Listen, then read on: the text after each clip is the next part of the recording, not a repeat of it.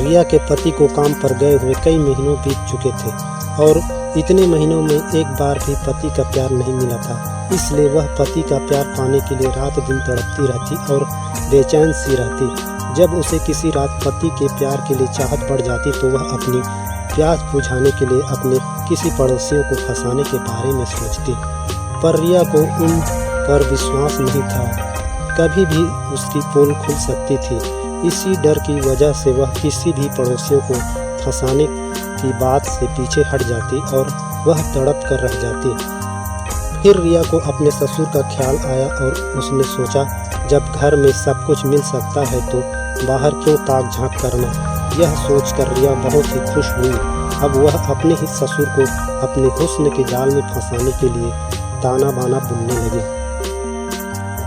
भले ही रिया का ससुर 50 साल का था, पर वह कद काठी में थोड़ा कम था, इसलिए वह अभी भी जवान दिखता था। रिया अपने ससुर की जवानी देखकर उस पर मर मिटी थी। एक दिन रिया जब घर के काम कर रही थी तो उसे अपने ससुर को घर पर नहीं होने का एहसास हुआ। तो वह सोचने लगी कि आखिर ससुर जी कहाँ गए होंगे। यह सोचकर रिया अपने ससुर को मन ही मन यहाँ वहाँ पर तलाशने लगी। जब रिया को उसका ससुर कहीं नहीं मिला तो वह घर से कुछ दूर बने बाथरूम की तरफ जाकर ताक झांक करने लगी। फिर रिया ने देखा कि बाथरूम का दरवाज़ा हल्का सा खुला था और अंदर से दिल को धड़काने वाली आवाज़ें रिया के कानों में सुनाई देने लगी। उन आवाज़ों को सुनकर सचमुच में रिया का दिल धड़कने लगी थी।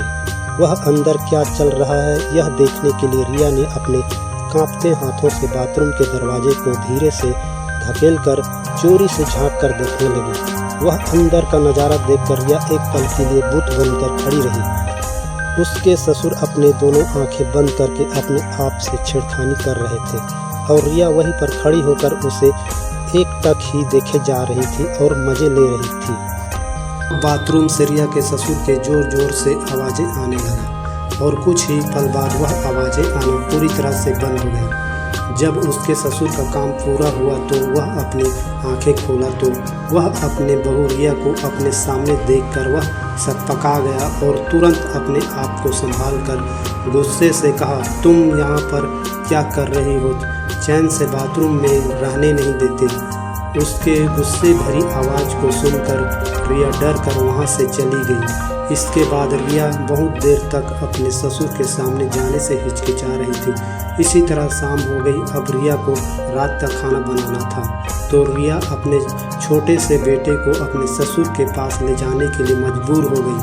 फिर वह झिझकते हुए उसके कमरे में जाकर अपने बेटे को अपने ससुर के पास छोड़कर वापस खाना बनाने के लिए आ गई।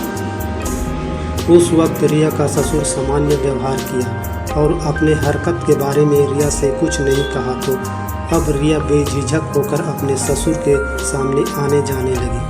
पर रिया वह नज़ारे को अपनी आंखों से नहीं मिटा पा रही थी। वह खाना बनाते बनाते उसी नज़ारे को याद करने लगी। कुछ दिन ऐसे बीत गए। एक रात सोने के समय रिया अपने बेटे को चिकोटी काटकर ज़बरदस्ती रुलाने लगी और झूठ मूठ का चुप कराने का नाटक करने लगी। फिर रिया अपने रोते हुए बेटे को लेकर अपने ससुर के कमरे में लेकर चली गई और अपने बेटे को चुप कराने के लिए अपने ससुर को देने लगी। तो रिया के ससुर ने उसके बेटे को अपने गोद में लेकर चुप कराने लगा। फिर रिया अपने ससुर के कमरे से अकेली अपने कमरे में लौट आई। कुछ देर बाद रिया का बेटा चुप होकर उसके गोद में सो गया। थोड़ी देर बाद रिया का ससुर बच्चे को अपने गोद में उठाकर आराम से बिस्तर पर सुला दिया और खुद भी बिस्तर के एक किनारे पर सो गया। रिया अपने कमरे में लौटते ही अपने बिस्तर पर लेट गई और लेटे लेटे फिर उसी नज़ारे को याद करते करते पूरी तरह से गर्म हो चुकी थी और रिया उसी तरह के बुरे ख्यालों में बहुत देर तक खोई रही। अब तक आधी रात गुजर गई थी। फिर उसे अपने बेटे की याद आई और वह बिस्तर से उठकर अपने बेटे को लेने चुपके से अपने ससुर के कमरे में चली गई। वह दरवाजे के पास खड़ी होकर देखने लगी। रिया का ससुर गहरी नींद में सो चुका था। फिर रिया कमरे के अंदर आकर बिस्तर पर बैठकर सोचने लगी कि मैं भी यहीं पर सो जाती हूँ।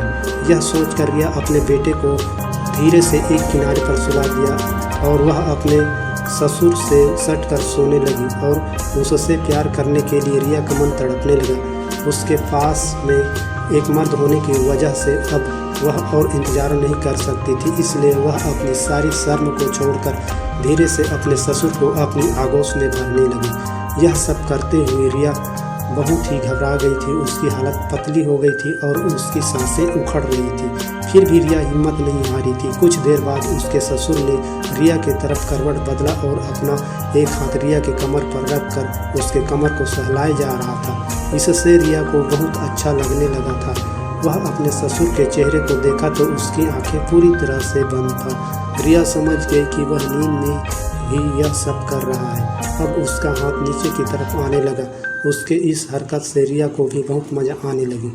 वह भी अपने ससुर से ताल मिला रही थी। आखिरकार रिया का काम पूरी तरह से हो गई तो वह बहुत खुश थी कि उसने अपने ससुर का प्यार पा लिया। भले ही रिया का ससुर यह सब नींद में किया हो, कुछ देर बाद रिया गहरी नींद के आगोश में समा गई।